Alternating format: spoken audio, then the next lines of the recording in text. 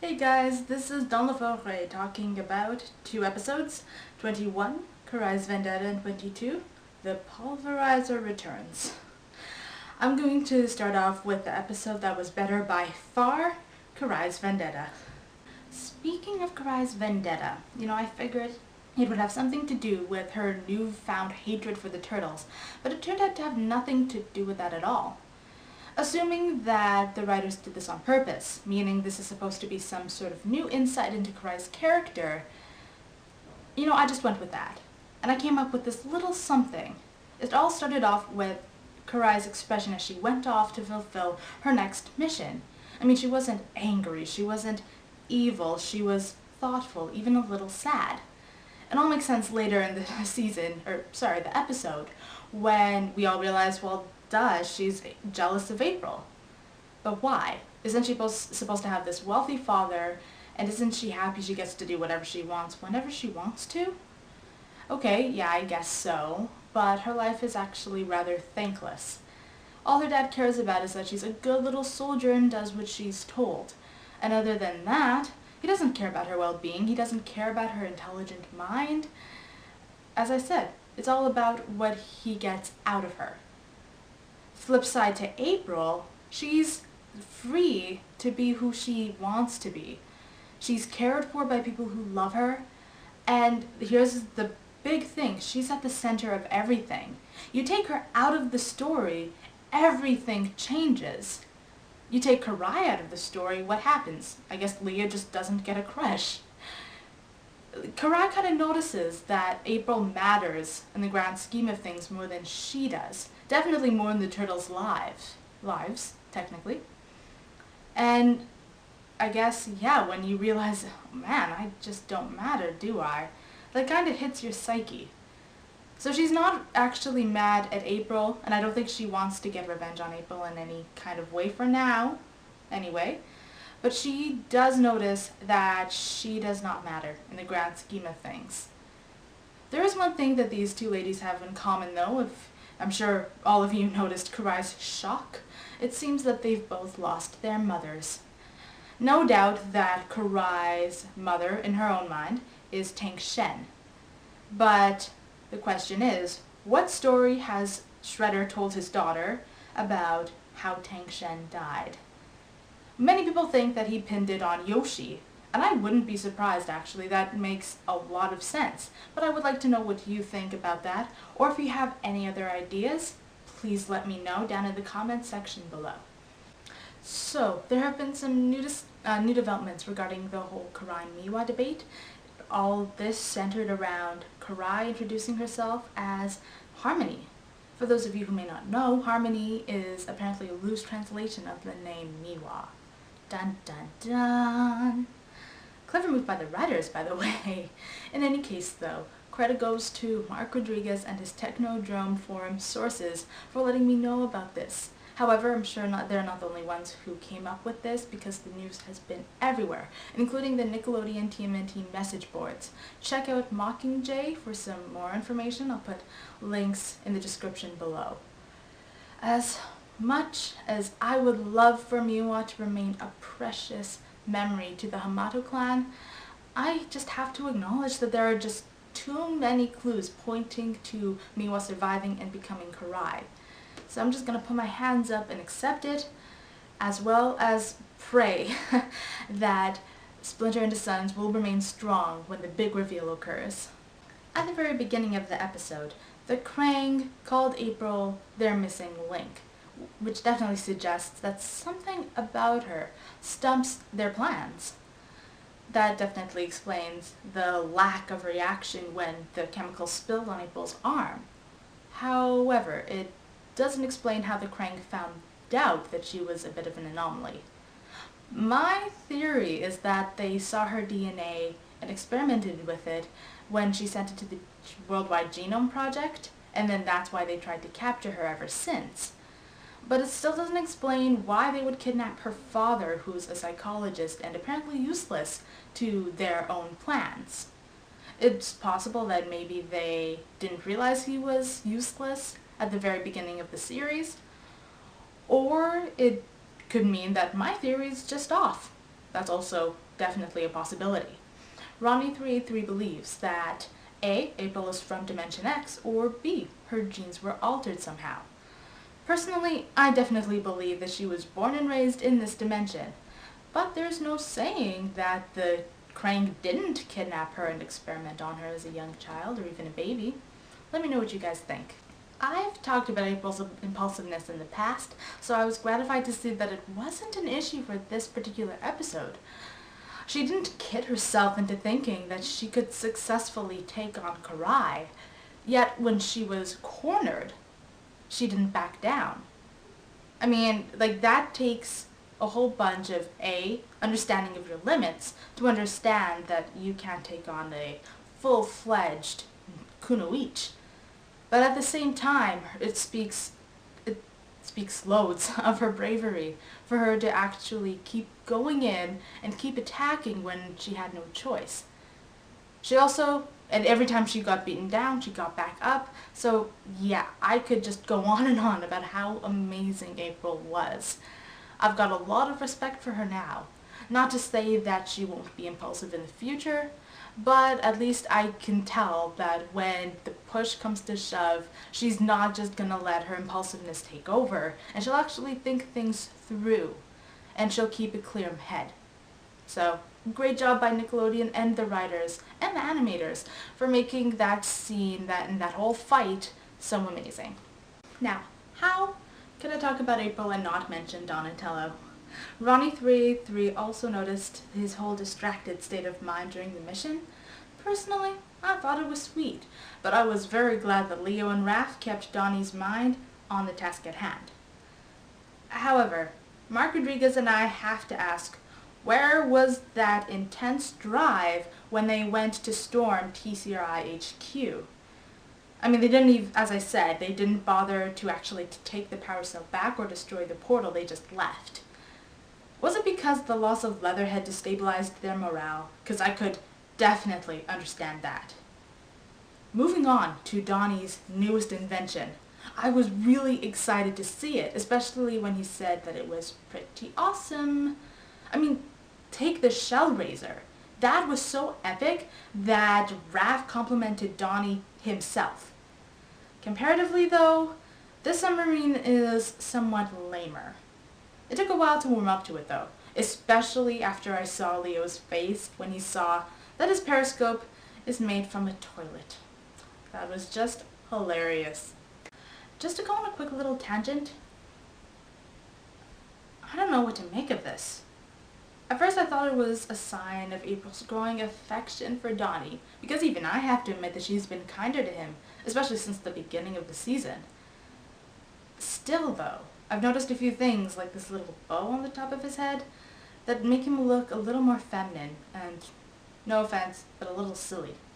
So, is this really, this whole picture, is it really a sign of April's growing attachment to Donnie, or is it just her little way of making fun of him? I'm not really sure.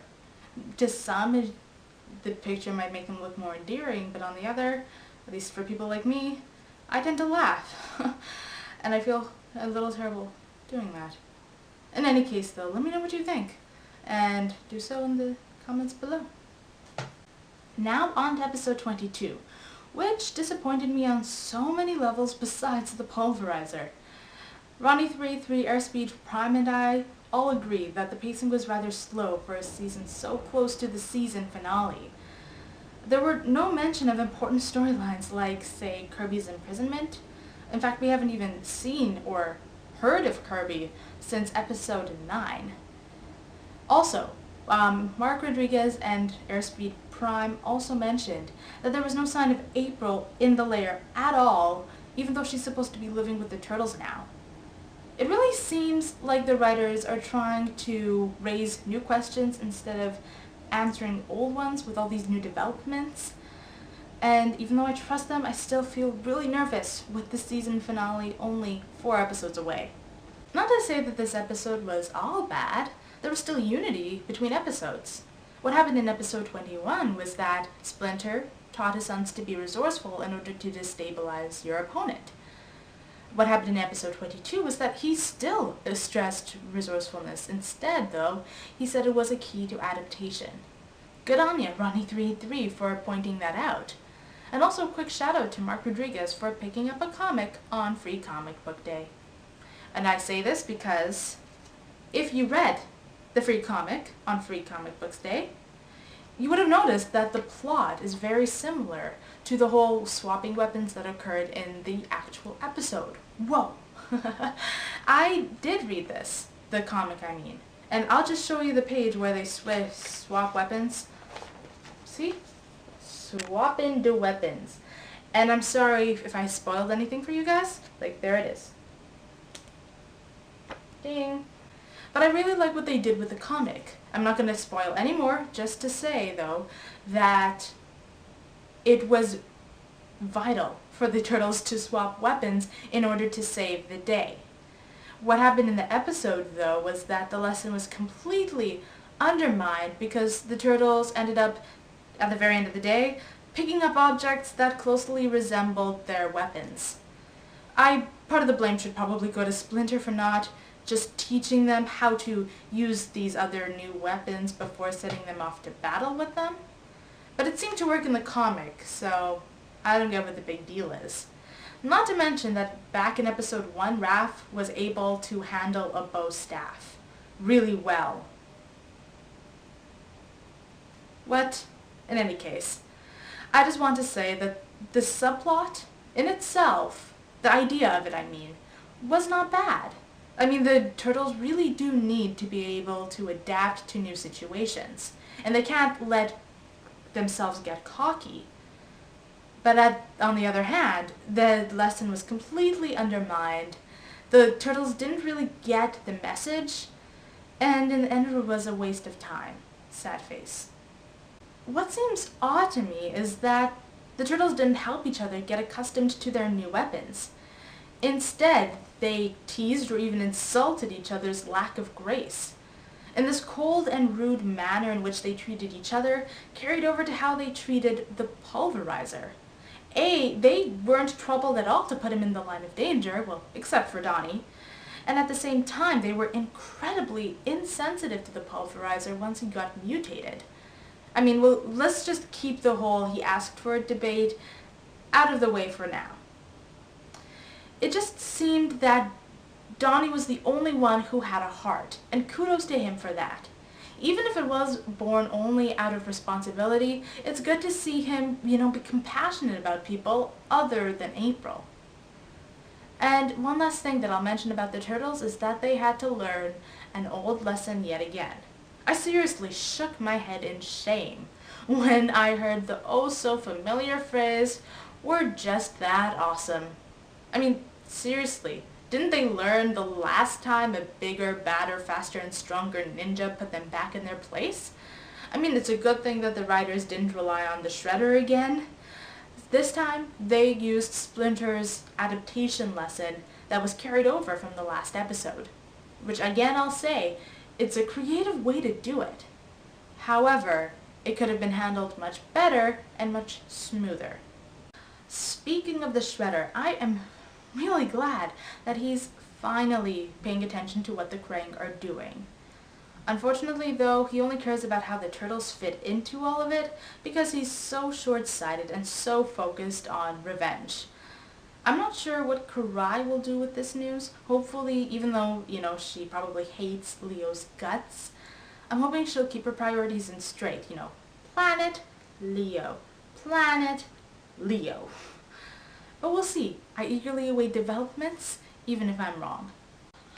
Finally, talking about the Timothy. Even though his life is disgustingly terrible at this point, he got everything he deserved and literally asked for. Unfortunately, though, he's shown all of us that he's taken the whole be careful what you wish for concept to a whole new meaning. And because of that, I still have a little bit of sympathy for the guy. I hope that, at the very least, he gets a second chance of being a sentient, cognitive, communicative being. If, not completely human once again. A lot of people believe that he'll become the new mutagen man from the 80s show, and I really think you guys are onto something there. But no matter what happens to him from here on out, I really hope he'll become a stronger part of this series. Now, why would I think that? Because usually when we think of the Pulverizer, we think of this doofus who just messes everything up.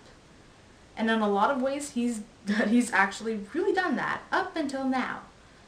But I think that he has a lot of potential yet as a character, because he can show all of us that no matter what terrible choices you make in life, there is always a chance of redemption. Think of it this way. If, let's say, Donnie at least manages to build him a suit that he can move around and walk in, and he becomes a hero through that,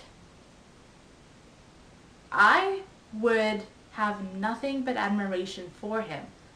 If I had a hat, I would tip it off to him, and I would be actually proud of him for taking such a big step forward.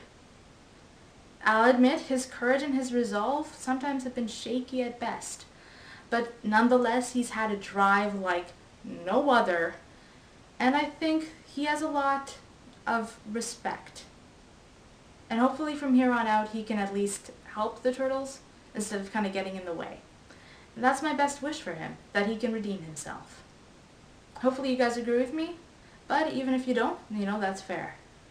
And since that's everything I've got to say, I'm going to ask you guys my question of the day, which is pretty light. If you had a chance, well actually, you know what, here's your chance to name Donnie's newest invention, because, Mikey didn't jump at the bait, so he kind of handed the honor over to us. So let me know what you guys think, and what would you like to name this submarine? Alright, that's all I have to say. Thank you so much for listening. Have a great day. I'll talk to you guys again for episode 23.